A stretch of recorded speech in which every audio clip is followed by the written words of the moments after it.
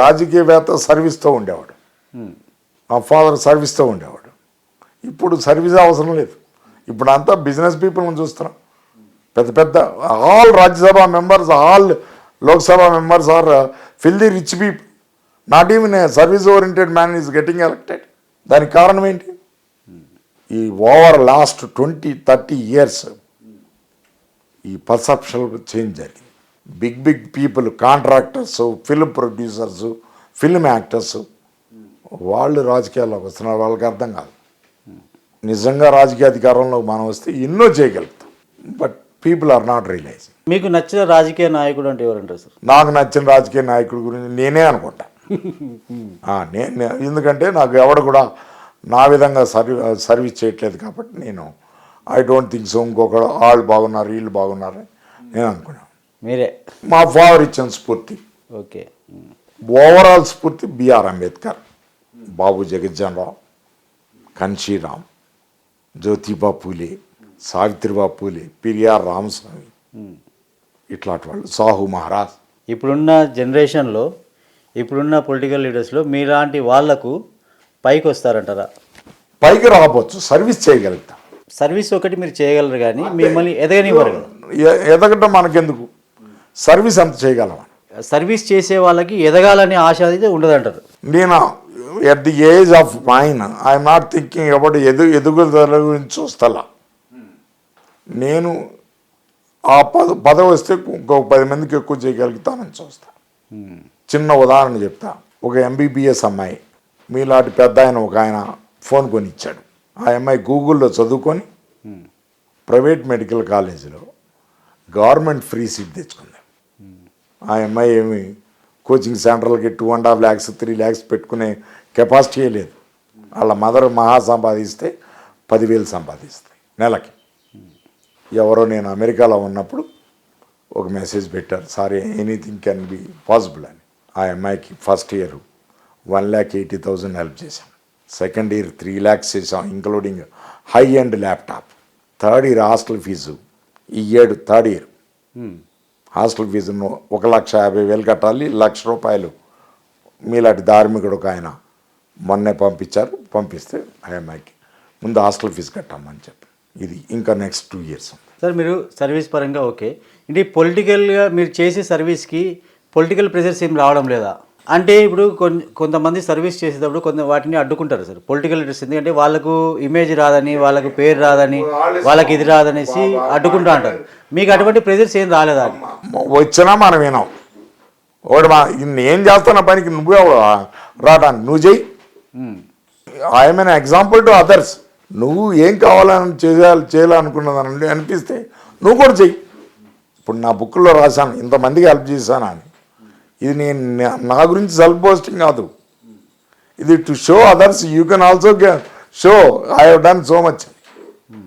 ఇప్పుడు రేపు ఎందుకు శనివారం 8వ తారీఖున pay back to the society అని నేను 2009 and 10 స్టడీ.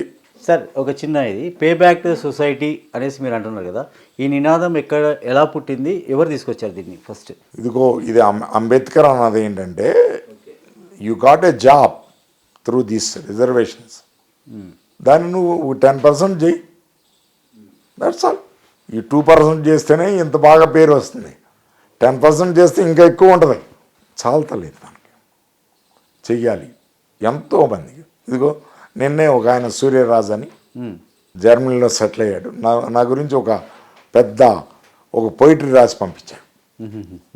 ఆ కుర్రాడికి నేను సర్వీస్లో ఉన్నప్పుడు ఎప్పుడో 2010లో ఆస్ట్రియా వెళ్ళటానికి హెల్ప్ చేశాను. ఇది లారీ డ్రైవర్ కొడుకు. లాట్ ఆఫ్ పీపుల్ వచ్చి ఇది కాదండి అది కాదండి అని. నేను ఒకటే అన్నా, ఆ కన్సల్టెన్సీ దగ్గరికి నేనే కారు వేసుకొని వెళ్ళా. అడిగితే ఆ అమ్మాయి చెప్పింది, ఈ స్కాలర్షిప్ ఇండియా మొత్తంలో ఇద్దరికే వచ్చింది. ఒకటి నార్త్ ఇండియాలో వచ్చింది, ఒకటి సౌత్ ఇండియాలో వచ్చింది. సౌత్ ఇండియాలో ఈ పిల్లోడికి వచ్చింది. సార్ మామూలుగా మీరు వెనుకబడిన సామాజిక వర్గానికి చెందినవారు కాబట్టి మీరు అంటే ఒకటే సామాజిక వర్గానికి చేస్తున్నారు, లేకుంటే అన్ని సామాజిక? మా లిస్టులో చూడండి, అదే మీ లిస్టులో వచ్చేసి ఎస్సీ, ఎస్టీ, బీసీ, మైనారిటీ అందరికీ చేశారు. అంటే మీరైతే అందరికీ చేస్తున్నారు, అందరైతే మిమ్మల్ని ఎందుకు వెనుకబడి ఉన్న వారిగా కొంచెం ఇదిగా చూస్తున్నారు? Because I identify more of the people are there from these communities. నేను పుట్టిన ఈ కులం నుంచి నేను ఐడెంటిఫై అయ్యి వాళ్ళకి తెలియకపోతే వాళ్ళు ఏమో అడగట్లా, మేడలు అడగట్లా, మిద్దెలు అడగట్లా, పలకరింపు అడుగుతాడు. ఇంకోటి ఏంటంటే నేను నేర్చుకున్న సూత్రం మా ఫాదర్ కూడా చెప్పారు, ఇప్పుడన్నా దానం చేయాలనంటే don't look for this caste గీస్ట్ అని చూడవాక, నువ్వు చేయాలనుకుంటే చేశాను. నేను ఒక దళిత కమ్యూనిటీ వచ్చిన వాళ్ళు ఎక్కువ కమ్యూనిటీ పీపుల్ నా వాళ్ళు నన్ను లుకప్ చేస్తారు కాబట్టి వాళ్ళు వచ్చిన వాళ్ళు నేను కాదనలేను. నేను అడగను ఎవరిని నువ్వేంటి అదేంటి ఇదేంటి అడగను, కానీ చేయాల్సి వచ్చేవరకు చేస్తాను. మా ప్రొఫెసర్ అరుణ్ కుమార్ గారని ఆంధ్ర యూనివర్సిటీలో ప్రొఫెసర్ గారు రిటైర్ అయ్యారు, పొలిటికల్ సైన్స్. ఆయనకి ఒక 50 ఏళ్ళ నుంచి పరిచయం. ఆయన స్టూడెంట్ కొన్న కాడి నుంచి నా పాకెట్ మనీని దాచుకొని ఆయనకు నేను సహాయం చేశాను. టుడే ఈ రిటైర్డ్ యాజ్ ఎ ప్రొఫెసర్. ఆయన నేను ఒక్కరోజు కూడా 50 ఏళ్ళలో నీ కులం ఏంటని అడగల. ఎప్పుడో మొన్నే ఎవరో మీలాంటి పెద్ద ఆయన ఒక ఆయన వచ్చి ఈ నీ క్యాస్ట్ కదా అని అన్నాడు.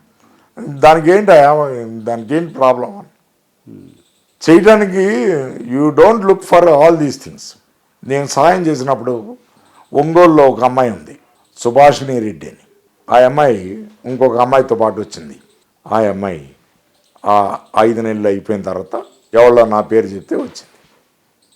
ఏంటమ్మా ఏం కావాలంటే, సార్ ఇట్లాగా నా హాస్టల్లో ఒక 6 నెలలు ఉండడానికి మీరు సహాయం చేస్తే మంచిది సార్, అందరు మీ పేరే చెప్పారు. మేము ముందు ఏం చేశాం, 15,000 నీ నగ తీసుకో, 3,000 ఆ వడ్డీ కూడా ఇచ్చేయి, రేపు వేసుకొని రా, రేపు మాట్లాడదాం. వచ్చిన తర్వాత ఆ అమ్మాయికి ఒక 20,000 ఇచ్చి ఈ 6 నెలలకు చదువుకోండి, మీరు బాగా చదువుకోండి, ఏమి ఇబ్బంది లేకుండా అని. ఈ పక్కన ఉన్నాము ఏమంటే మా ఫ్రెండ్ సారా, ఆ అమ్మాయి అంది మేము రెడ్లో సారా అంది. మరి మా అమ్మాయితో ఉంటున్నావు కదా, మా అమ్మాయివే కదా నువ్వు, ఏమితో ఫ్రెండ్షిప్ చేస్తున్నావు అంటే, మేము కూడా పేదవాళ్ళమే సార్, నేను అనుకున్నాను మీరు ఎస్ఎల్కే చేస్తారు ఎస్టీలకే చేస్తారు అని అనుకున్నా. అంటే నీకు కూడా అవసరం ఉందా? మాకు కూడా అవసరం ఉంది సార్, మా నాన్న కూలి, అగ్రికల్చర్ కూలి.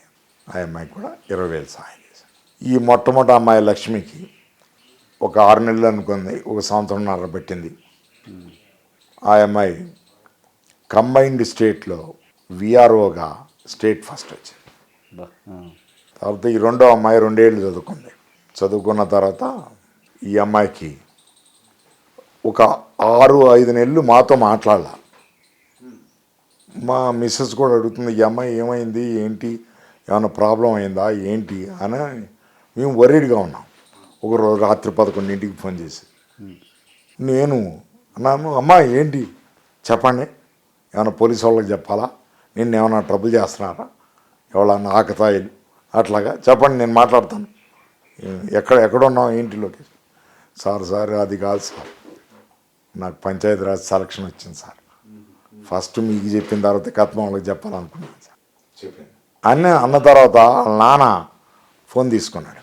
అయ్యా నువ్వు ఎక్కడ పుట్టావో ఏంటోనయ్యా, నా బిడ్డను సాకావయ్యా, 2.5 ఏళ్ళు, ఇక్కడ పెద్ద ఉన్నారయ్యా రెడ్లు, గోళ్ళు పేకాట ఆడతారయ్యా, 10 లక్షలు, ఒక పేద పిల్లని చదివడానికి రాలేదయ్యా. ముందు మా అమ్మాయి చేస్తే ముందు ఎస్సీ ఎస్టీ బీసీ మైనార్టీస్ చేసిన తర్వాత కథమాలకు చేస్తాయి. నేను అదే కావాలి, మంచి చేయటమే కావాలి మాకు, వీళ్ళని వాళ్ళ ఇట్లాంటి ఇదనమాట. సార్ ఇప్పుడు మీరు ఎంతమందికి అయితే హెల్ప్ చేశారో ఈ మీ లిస్టు ప్రకారం అంటే ఎస్సీలకు వచ్చేసి 1,500 పైన చేశారు, అంటే బీసీలకి ఎస్సీ మైనార్టీస్కి అంతా ఓవరాల్గా 700-800 మందికి చాలామందికి హెల్ప్ చేశారు. వీళ్ళందరూ ఒక పొజిషన్కి వచ్చిన తర్వాత మీతో ఎలా కమ్యూనికేట్ అవుతున్నారు సార్? అవుతారు, ఒక 30% కమ్యూనికేషన్ అవుతున్నారు. ఇప్పుడు రేపు 8వ తారీఖున వాళ్ళే ఈ 10 ఏళ్ళు అయిపోయిన తర్వాత వాళ్ళే రియలైజ్ అయ్యి pay back to the society అని ఒక గెట్ టుగెదర్ పెట్టి మమ్మల్ని సత్కరించాలని వాళ్ళు కోరుకుంటున్నారు.